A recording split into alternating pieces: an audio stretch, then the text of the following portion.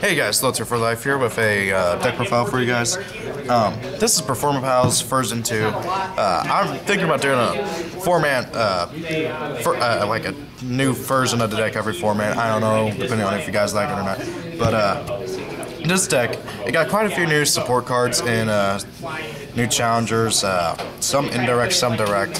And I feel like the deck is a lot better than it was before, but however, it's still lacking in what it really needs, and I don't think we're going to get that until Secrets of Eternity.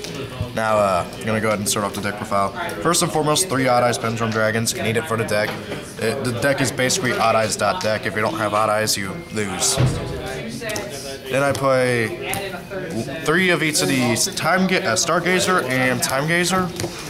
A lot of people actually don't know that the deck needs these guys, and many people question why the pendulums have so bad skills.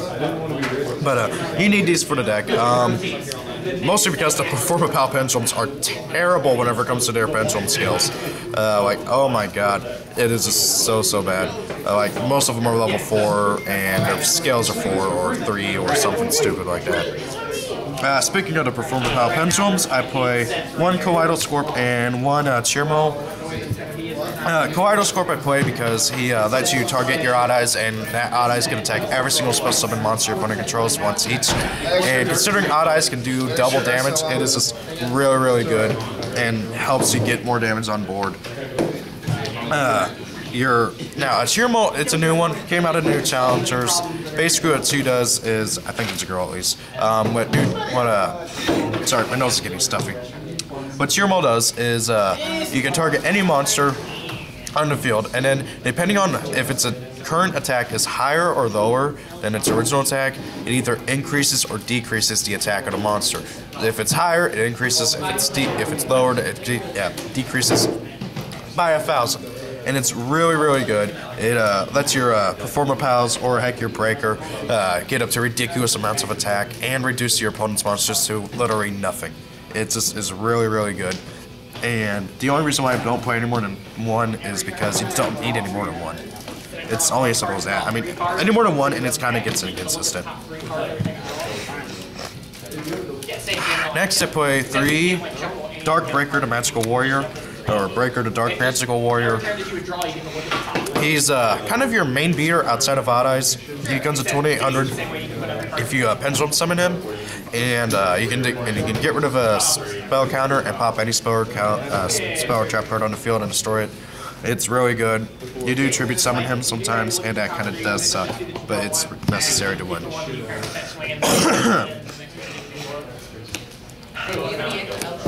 I play 3 Whip Snake. He's honestly the best Performapal out right now.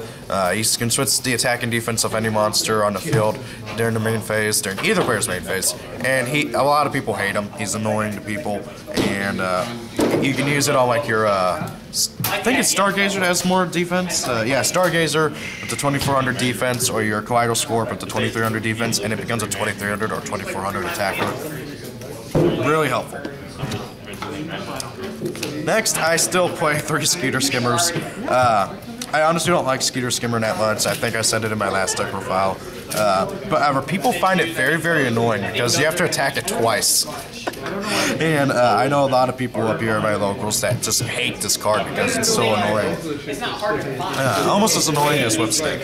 But I still don't like it. I would really advise once we get Silver Claw, if we ever get Silver Claw, to get rid of this and replace it with Silver Claw. I don't understand why we still don't have that stupid thing. But hey, whatever. Konami hates TCG, so yeah. Oh, and if you have the money for it, Deco Sekai is another good replacement for this. I don't have the money for it, but hey, if you do, I do recommend it. Next, to finish up the monsters, I play 3 Performapal Sword Fish. What this guy does is, whenever he's normal summoned or special summoned, reduce all the attack and defense of your opponent's monsters by 600 attack. By 600. And it does it again every time you special summon. That goes for Pendulum, Synchro, Exceed, whatever, Fusion, every time. He really pretty much allows your other pendulums to deal more damage, to get over stronger monsters. He allows your Odd Eyes to get over to get over monsters that he normally couldn't and do even more damage to monsters. He is just really integral to the deck, and I really do recommend you play nothing less than 3. Onto the spells. Triple MST. Okay, Vanity's Emptiness is annoying, Skill Drain's annoying. There's so much back row right now that is just plain old annoying and that you just cannot deal with. I do recommend playing 3 MST. 2 Duality. Believe it or not, but this deck does have a bit of a slow start. This helps out, helps get your pendulums to your hand, helps get stuff that you need to your hand, helps get spells, traps, you know, it just helps. It does get a bit annoying late game once you actually have your pendulums out. 2 Supply Squad. Really, pretty much during that game, this takes the place of Powder Duality. Helps out get out your draws, get more monsters to your hand. It just helps everything, and it really is helpful to the deck. 1 Dark Hole to round up the last of the spells. Now onto the traps. 3 Command Performance. This card is completely brand new to the deck. Basically, if you control a Performapal, switch all monsters your opponent controls to defense position, and they cannot switch their battle position until the end of the next turn. This card has saved my butt so many times. It kind of sucks that you do have to have a Performapal, but it is really, really useful. I do recommend playing 3 of it. If you don't feel like 3 is good for you, play 2. 2 is good as well. It just really helps out and protects your monsters even more. So most high attack point monsters that you can't get over normally do have low defense, so Odd Eyes can beat over it. Double Waboku. I don't like being OTK'd, so this is good. It protects my monsters.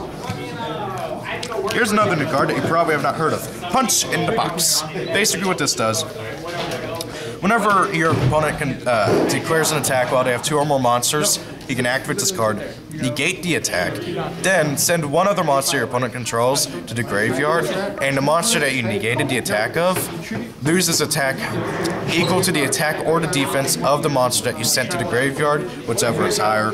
It's really good. People hate this card so much. It helps out. It fits the theme of Performapals with the whole attack and defense fluctuations. It just helps.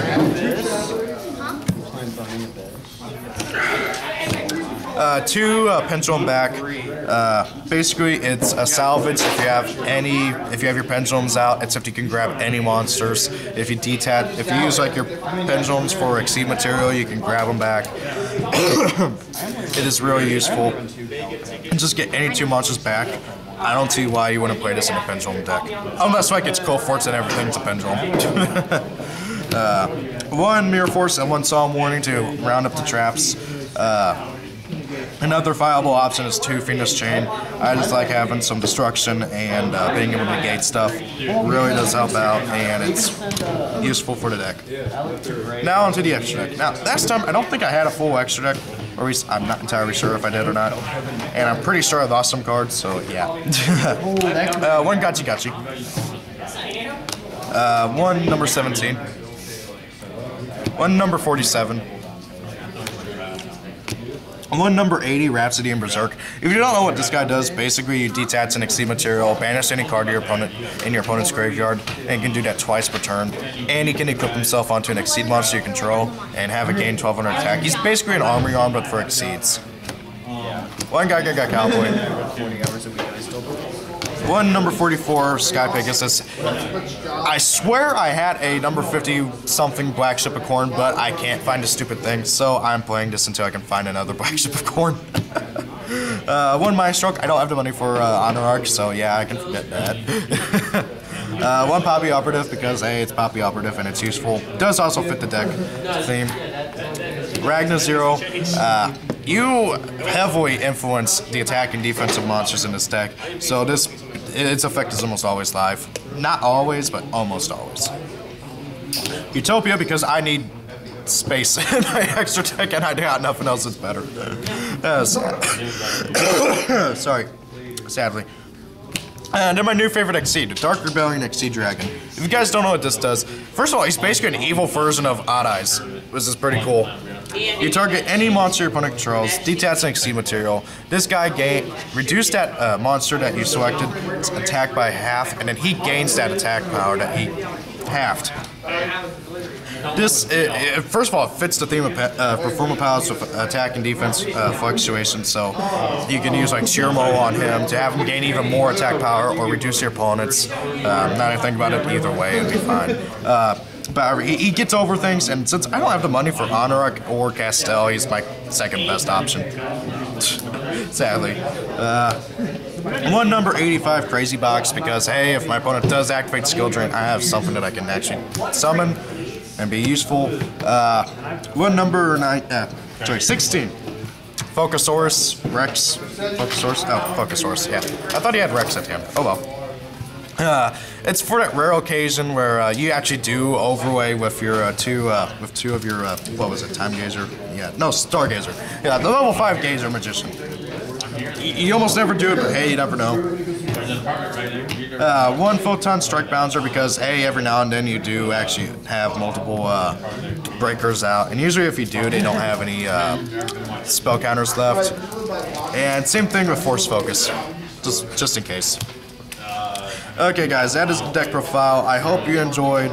Tell me what you think about doing an updated deck profile every time this deck gets some support, because it is the main character support. Well, not every time, but like every time it gets a major support. Like I've been really debating on whether or not if I wanted to do this, but I do think that the deck got a lot better. I mean, last time, way back whenever DUEA, I almost never won any duels, but I now win a few duels every now and then. I still get brick hands from time to time.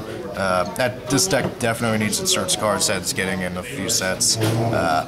Anyways, guys, I hope you enjoyed. Rate, comment, subscribe. Have a great day. This is Loter for Life signing out.